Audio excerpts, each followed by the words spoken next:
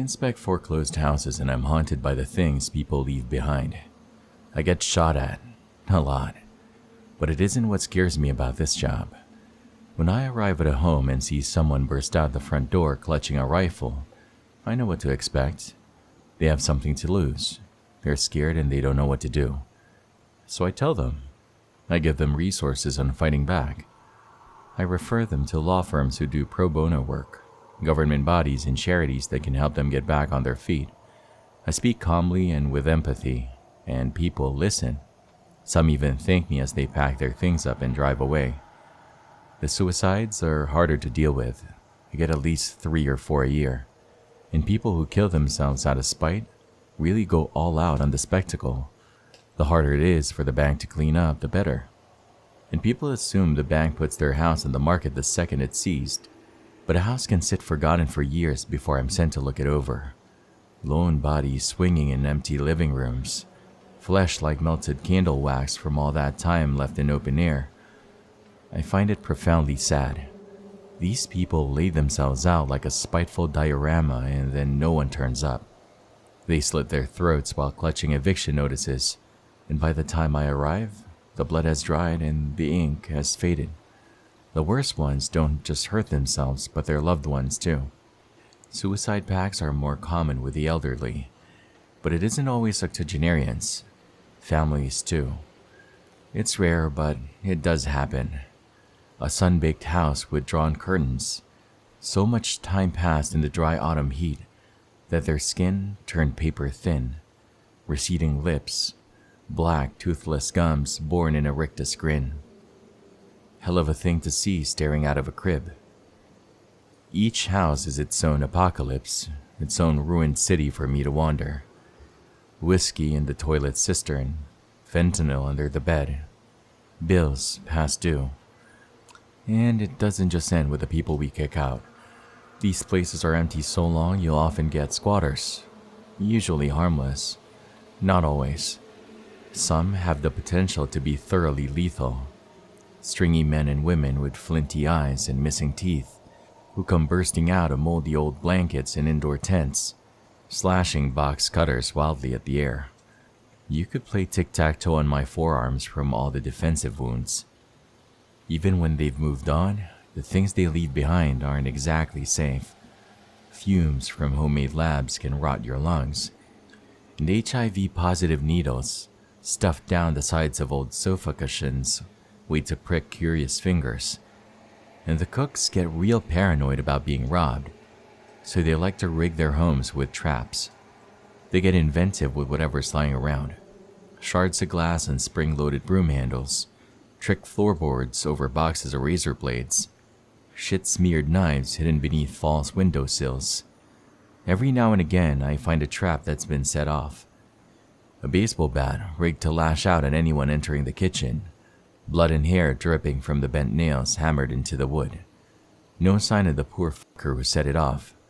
Just a grisly tale of gore leading out of the house and into the nearby woods. Most likely candidate is the guy who set the trap.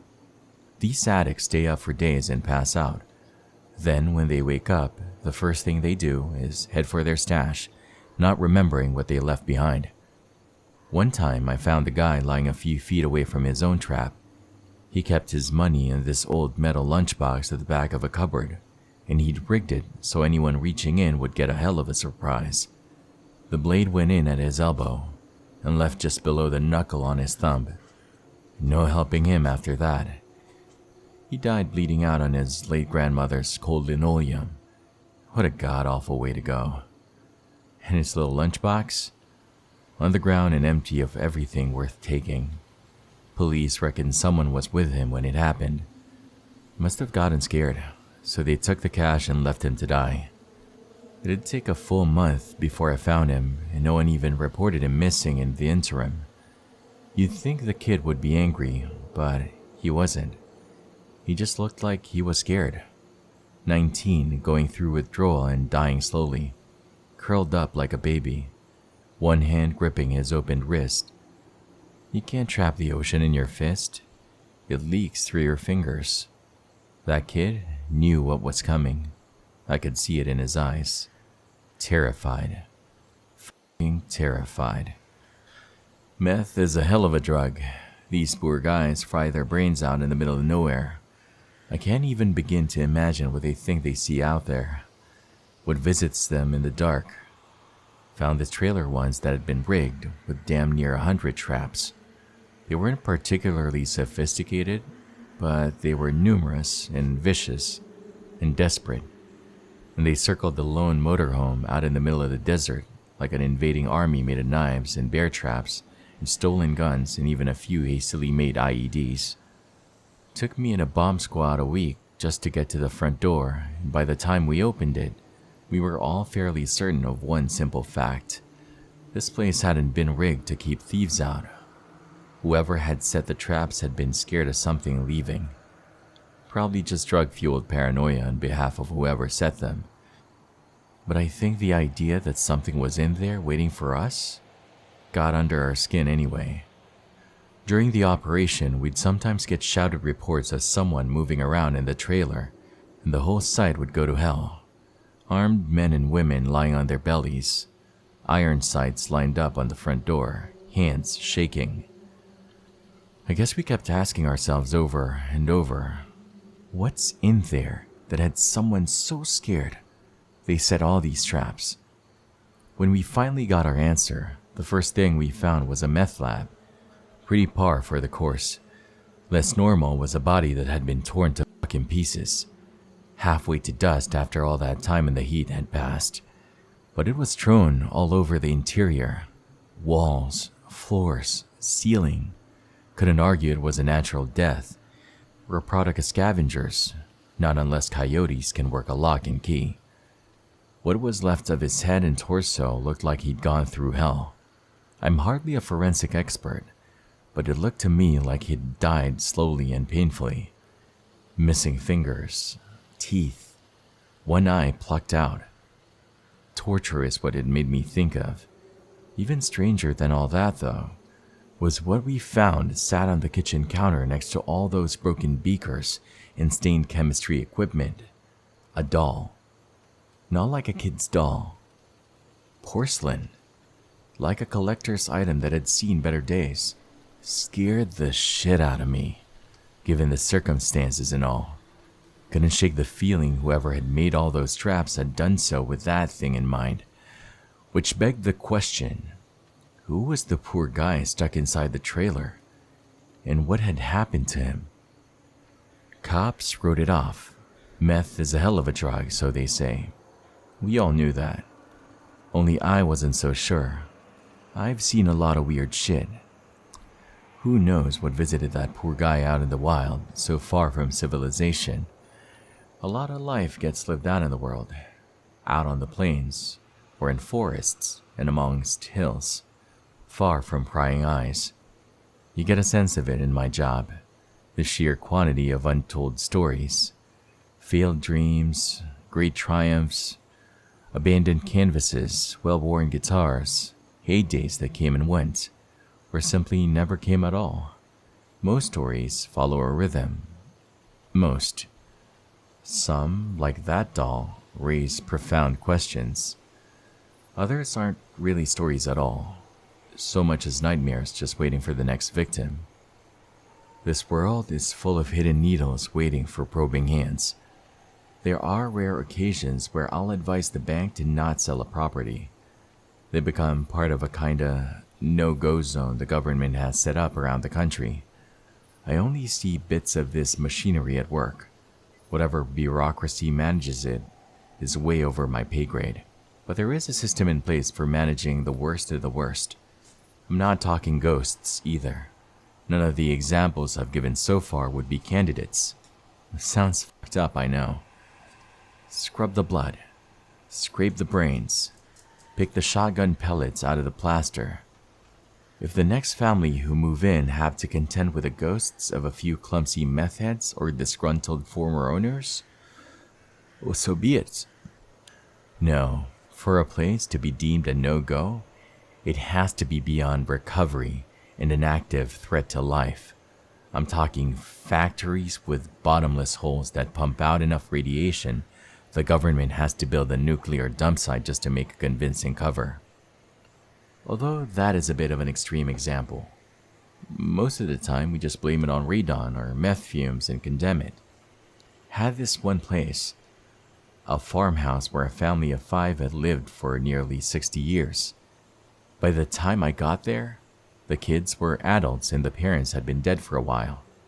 The children had resisted selling the family home, tried to keep up with the payments, but they had their own debts, and in the end, the bank got its pound of flesh.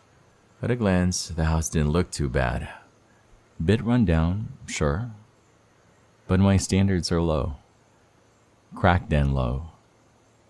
Windows were intact, no graffiti, roof hadn't been stripped, satellite dish was still up. From where I sat in my car, gulping down a lukewarm bottle of water that had spent the drive tumbling around the passenger footwell, the house was relatively untouched by anything except nature and time. Something about that gave me pause. A shame I didn't listen to the gut feeling telling me it was all sorts of weird that an isolated house that had gone unmolested for so long. I grabbed the keys the sheriff had given me and went inside, hoping for an easy gig. 3 hours later, and I was crawling out a kitchen window I'd smashed, the shirt and skin on my back cut to ribbons. I stumbled to my car, chest near bursting from the pounding of my heart, and my eyes fixed on the empty window frame I'd just escaped. A lone figure, barely visible with a bright sun in my eyes, but still too substantial to be a mere ghost. My wounds were a testament to that. Once the doctor had finished patching me up, I sat in the waiting room and tried calling the former owners, the siblings, one after the other. I wanted to know what had attacked me, if anyone knew what I was walking into. There'd be hell to pay if so.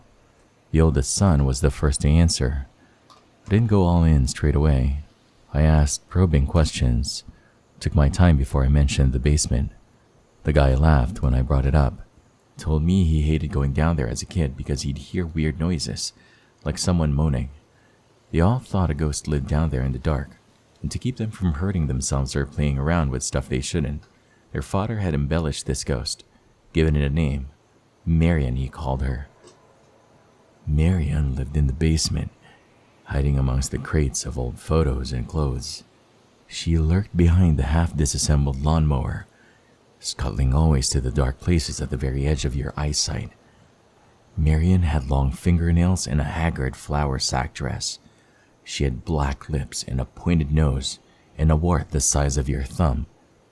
Marion ate children, their dad had told them with glee. And if Marion knew there were 3 bite-sized kids living just above her, she'd come out of the basement and come crawling up the stairs with arms as long as her body, and she'd slink her way into their bedrooms using the shadows as cover, and she'd start by taking tiny little bites out of any bare feet that lay dangling in the cold. What about that freezer? Did you ever use it? I asked. Oh, God, no, he said. Even now that basement gives me the creeps. And that freezer was where Marion lived, or so we figured as kids, so we stayed the hell away from it. It was just always there in the back, looking old and forgotten. I think Dad used to go hunting when we were little, and that's where he'd keep the meat. But he phased all that out before I turned 5. He seemed sincere, so I didn't tell him what I'd found in the house at the end of my inspection.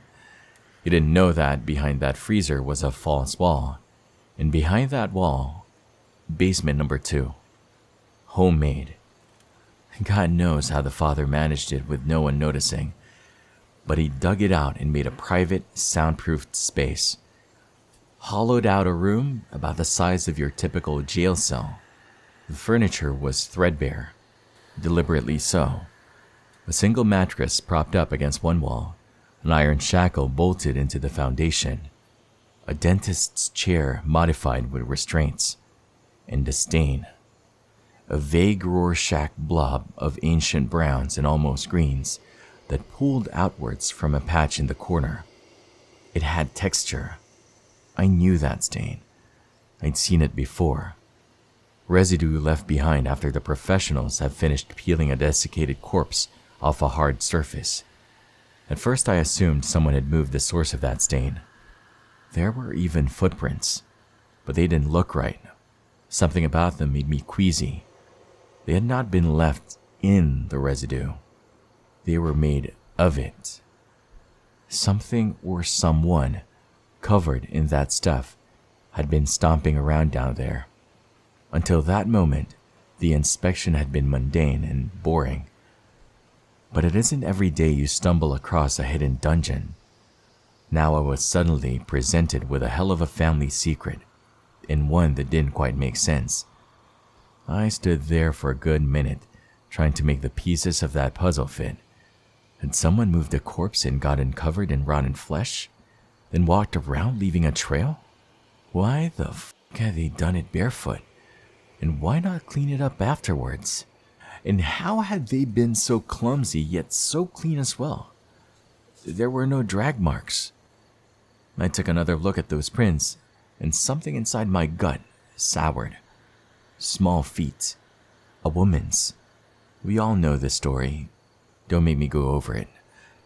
Basement out in the middle of nowhere, restraints, a family man that no one suspects. He'd hunted all right. Sick fuck. So who had died in that basement? And who had left those prints? Not all of them were on the floor either. With an incredibly shaky hand, I tracked a few to the wall where they mounted the vertical surface and continued upwards and onto the ceiling. Just like that, a cold sweat gathered on the back of my neck, and the powerful sense of the uncanny ran over me like ice water. Somewhere overhead, the wind blew and the boughs of trees groaned in the yard. Sounds of another world. I could see it in my mind. Up there, not far away, my car sitting in the shade. Those images felt like they belonged to another world. I desperately wanted to join it. To leave this squalid little hole behind. All I had to do was walk out of that basement and make for my car. Only I wasn't so sure I wanted to move at all. Felt like I might break something brittle. The notion that the creeping dread I felt was all in my head. A product of an overactive imagination, nothing more. And yet, I got this feeling that if I tried to run, the nightmare would spill out into the real world and give chase. I even tried telling myself I didn't know what happened in that room. Not for sure. It could have been a game, one played between him and the wife. But then I looked at the chair again, at the cracked and frayed leather of ancient straps. There were teeth marks in some of them. I took a deep breath and regained control of my legs. Unless I saw something alive down there, I had to assume I really was alone down there. So I turned and began to walk, eyes forward, mind steeled against the myriad of little groans and creaks that felt as if they followed me, going from shadow to shadow. I couldn't stop myself from filling in the blanks of that basement's history, even as I told myself to stop. Maybe she died first. Maybe he did. Maybe he got bored and left her to starve, or maybe he nearly got caught and decided to put it all to an end. Maybe she snuck something sharp and killed herself. But she died for sure, and she stayed dead a long time. At least a couple months for that kind of liquefaction. She lost cohesion, skin, muscle, blood, like the plug of mold that forms on top of forgotten coffee. I could see it in my head, her collapse, a claymation time-lapse, a riot of colors. Only somehow, the natural cycle broke. She didn't go away completely, and no one came to take her away. Those were her prints on the floor and walls and ceiling, weren't they? She laid down. She died. And then, somehow, she got back up. By the time I reached the top of the basement steps, I'd scared myself so bad that sweat was pouring off me. So far, the only things I'd seen on my way were just old boxes and crates and ancient bits of crap, weed whackers and leaf blowers, with cobwebs and defunct logos fading away. But that didn't mean I was alone. There was something wrong with that place. I could feel it. A radiant heat. a palpable aura of hatred, even in the absence of anything seemingly real. It was so bad that as I opened the door, I actually felt a moment of childlike relief, a little like how you might feel racing back to bed after going to the toilet in the middle of the night, convinced some ghost was just inches behind you. I laughed, and something cold and hard wrapped around my ankle. A hand had reached up between the slats of the stairs like it was reaching straight out of the world of make-believe and into this one where things are real. I stared down, heartbeat like thunder in my ears, and slowly began to process what I was seeing in bits and pieces. First was the hand, gnarled, black, like a badly sketched shadow, visible only because it caught the light coming through the open door. And then beneath it, in the shadow, a face like a skull wrapped in a garbage bag, the plastic pulled tight so you could see the suffocating outline of empty eyes and a gaping mouth. I'd expected something wetter, something straight out of a bad horror movie. In reality, whatever was in that basement had undergone a strange transformation. I only ever saw it in parts, so I can't say for sure what all of it was like, but it sure as shit didn't look like a ghost, or a corpse, or anything else I'd ever seen, or thought I'd seen in life or movies. Looked like a monster, the real deal, and I reacted like a child seeing the boogeyman. I made some weird half-muffled groan of fear and ripped my leg away so quickly that I surprised myself and got free. But whatever was hiding under those stairs was quick. Before I had time to take another step, it had left its hiding place, climbed the stairs, and was already driving me to the ground. The last thing I saw before my chin smashed into the kitchen floor was that Marion really did wear a flour-sack dress. At the time, this strange detail passed over me without notice, but in hindsight, the fact that the son would later recount that particular item of clothing convinced me his father had been the man responsible for that hidden basement. It wasn't like it had been waiting undiscovered when the family moved in. And on top of that, the father must have been a real piece of shit to inject that sort of sickening detail into a story he told his kids. He'd likely done it, so if his prisoner ever escaped and his kids saw her, their first instinct would be to scream for their lives and run. I didn't know any of this at the time, of course. I had only vague notions of what had attacked me. Something hateful, for sure. Something that had died in that awful room and come back to life. God, she was so fucking angry. She pinned me, knelt on my back, and howled like a banshee that had been hit by a car. I pissed myself at the sound, at the feeling of helplessness, at the realization this was a nightmare I couldn't wake up from. She went to work on my back with fingers I couldn't see, but could feel as white-hot tattoo needle pain. It lasted only a few seconds. The agony was enough to send me into spasms that knocked her off and onto the floor. That tiny moment of freedom was all I needed. I crawled to my feet and jumped headfirst out of the nearest window. I didn't give a fuck about any cuts I might acquire. If you could have felt what I felt, you wouldn't have either. These weren't scratches. Doctors compared my wounds to those left by a box jellyfish, the kind of thing that caused the muscle beneath to wilt and wither after 1,000,000 hypodermic needles have turned the flesh to a porous sponge. I had to get skin grafts. I had to get rid of my car because they couldn't scrub what I'd left of my skin from the leather seats. Even now, my back looks like I got run over by a mower. Still hurts when I put my top on each morning. Somehow, they're not even the worst of my wounds, just the biggest, the most visible. At least those scars made it easy to convince the bank not to sell. Normally, it takes a lot of effort, but they took one look at the doctor's reports and agreed to condemn it thoroughly. Pass the land on to whatever strange governmental department handles this kind of thing. That particular house has been left to crumble. No piece of paper or deed or mortgage payment is taking it back from Marion. We can only shut it off. The land is fenced, and every window has been slapped with so many toxic gas signs that I can only hope no one else is stupid enough to ever go back inside. Looking back, I really should have listened to my instincts. Squatters don't leave a place alone without good reason.